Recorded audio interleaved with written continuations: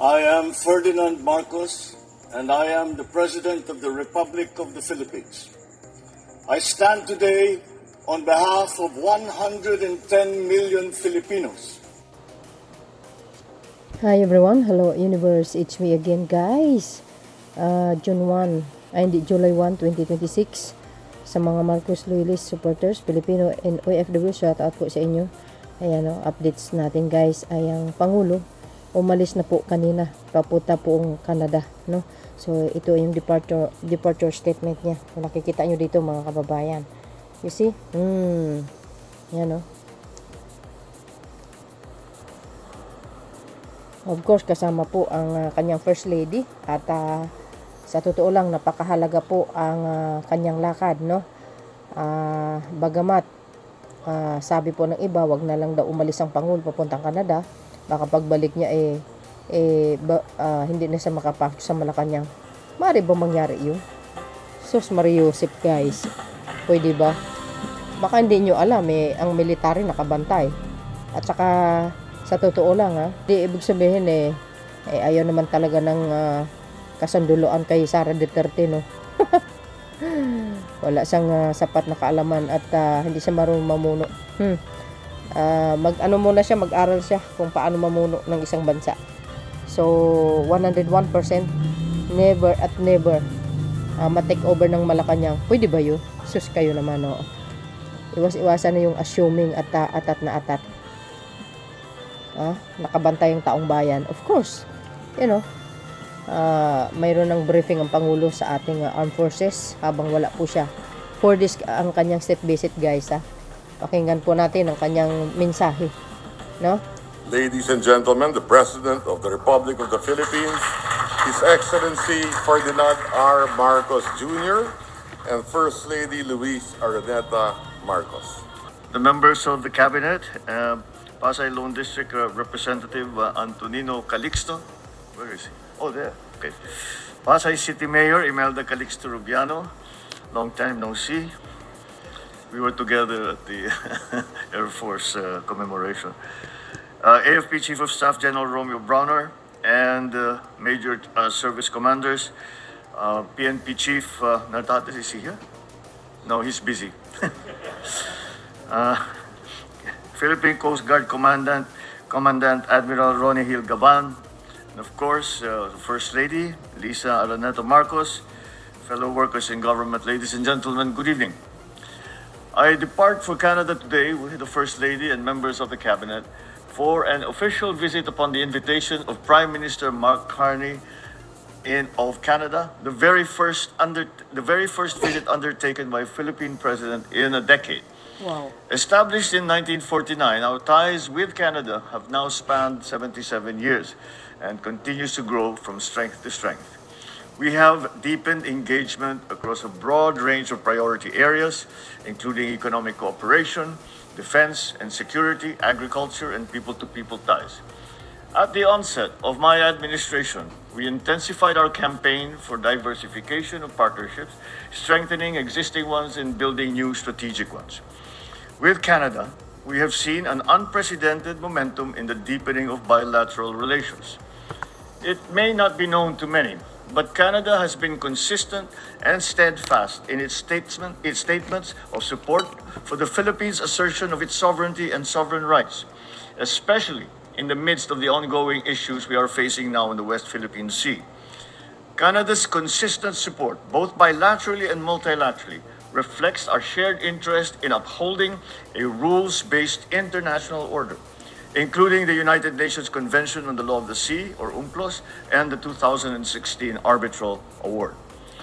It is thus imperative that we further strengthen this connection with our long-standing friend and partner as we navigate the shared challenges that we face as Pacific nations. We have launched the negotiations for Philippines-Canada Free Trade Agreement alongside our negotiations for the ASEAN-Canada Free Trade Agreement. And the free trade agreement between the Philippines and Canada is very much in the works right now. Our mangoes have very recently entered the market of Canada. In 2024, we signed a Memorandum of Understanding on Defense Cooperation, followed by the Status of Visiting Forces Agreement in 2025. Early this year, we held our inaugural Maritime Dialogue. Our people-to-people ties were further strengthened by the launch of a non-stop Air Canada route between Vancouver and Manila last year. This development complements Philippine Airlines flight connecting Manila with Toronto and Vancouver, as well as more than 200 agreements between the educational institutions and government agencies of our two countries. My visit will build on this very positive trajectory as we pursue new collaborations in niche areas, such as in mining, critical minerals, and renewable energy. We are also undertaking arrangements that would harness the strength of our diaspora as the anchor of our bilateral relations, such as in culture, the arts, and tourism. I will have a one-on-one meeting with Prime Minister Carney, followed by an expanded meeting with our selective delegations to specifically pursue these collaborations as both sides look to elevate Philippine-Canada relations. I expect the discussions to lay the broad strokes of a plan of action, which I will ask the Secretary of Foreign Affairs to craft with her counterpart. This plan of action will shape the next phase of our bilateral relations and ensure the sustained and dynamic growth of our partnership in the years to come. While we have renewed our focus towards the bilateral relationship, Philippine-Canada relations cannot grow in a vacuum. Recent developments have shown that despite the more than 10,000 kilometers of distance that separates our two countries, our regions are interconnected. I intend to work with Prime Minister Carney in adapting to shifting global realities, addressing a shared challenge, and building capacities for a future partnership. I will speak with Prime Minister Carney about our shared view of the importance of the Indo-Pacific, the ASEAN, and of multilateral cooperation. I view Canada's increasing role in the Indo-Pacific as a positive force for peace, stability, and prosperity in the region. I will also invite Canada to play a more proactive role while the region addresses the impact of the situation in the Middle East. I will talk about the Philippines' goals as this year's ASEAN chair on ensuring energy and food security, strengthening maritime cooperation, and promoting the safety of ASEAN nationals. I will convey the Philippines' keen interest in continuing its regional work with Canada through the ASEAN-Canada Dialogue and other ASEAN mechanisms. A key focus is the deepening of trade and investment relations, with the goal of increasing our two-way trade and bringing the Philippines within the investment radar of Canada's economic players. The mining sector, nuclear energy, IT/BPM, telecommunications, cyber technology, financial services, amongst others. I intend to hold one-on-one business meetings and participate in roundtable discussions with private sector leaders for this purpose. While in British Columbia, I will meet with the Filipino community in Canada who have become our country's ambassadors. Mayroon pong humigit kumulang na 1 milyong Pilipino na nasa Canada na ngayon. They are well respected and sought after for their skills, professionalism, and dedication. Dito sa Pilipinas, patuloy silang nakikilahok sa pagpapaunlad ng ating ekonomiya at pagpapatatag ng ating demokrasya sa kabila ng ilang taong pagkakawalay sa bayan. I certainly look forward to reconnecting with all of them. Malayo ang biyahe at ang oras ay laging kulang. Ang mahalaga ay ating maipaabot sa ang ating mga prioridad ng ating pamahalaan at na hindi masayang ang pagkakataon na palawigin ang pagkakaibigan para sa mas masiglang komersyo, kooperasyon at pagtulungan. Maraming salamat sa inyo. Magandang gabi sa inyo lahat.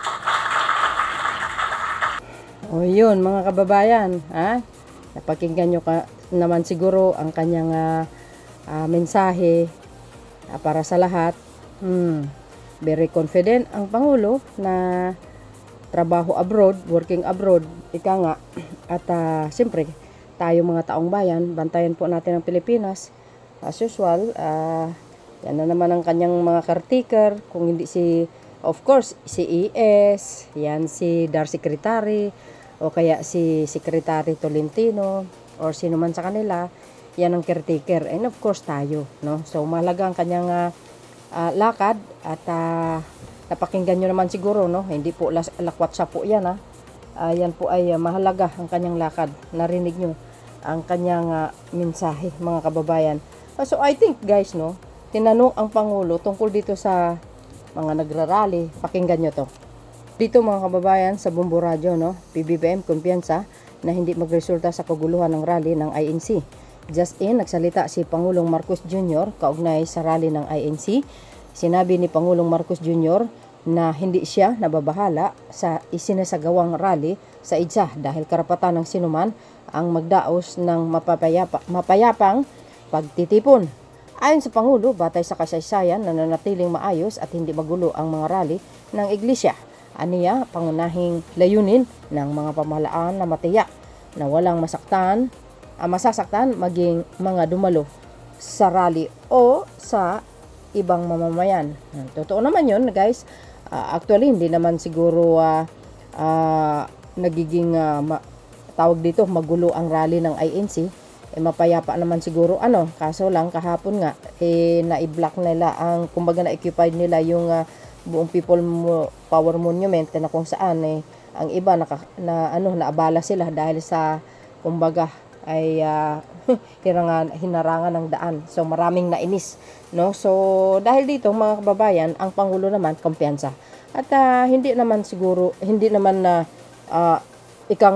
napakahalang naman ng bituka na agawin mo ang Malacanang.